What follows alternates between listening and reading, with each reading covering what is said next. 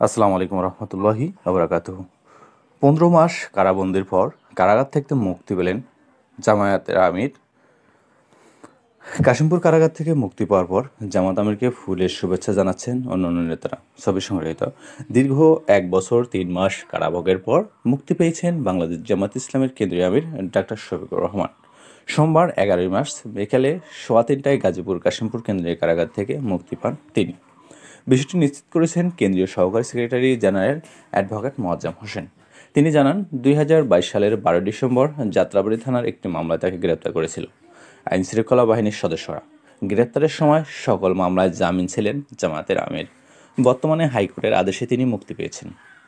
গাজীপুরের কাশিমপুর কারাগার থেকে মুক্তি পাওয়ার পর ডাক্তার শফিকুর রহমানকে ফুল দিয়ে শুভেচ্ছা জানান কেন্দ্রীয় সেক্রেটারি জেনারেল মিয়া গোলাম পরওয়ার ও কেন্দ্রীয় সহকারী সেক্রেটারি জেনারেল অ্যাডভোকেট এহসানুল মাহবুব জোবায়ের সহ গাজীপুর জেলা মহানগর জামাতের নেতৃত্ববৃন্দ।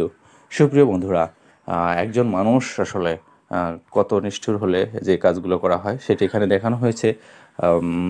কত কষ্ট করে একজন মানুষ 11 বছর 3 মাস কারাভোগের পর রমজানের আগের দিন মুক্তি পেয়েছেন। এর জন্য আল্লাহর শুকরিয়া আদায় করা দরকার।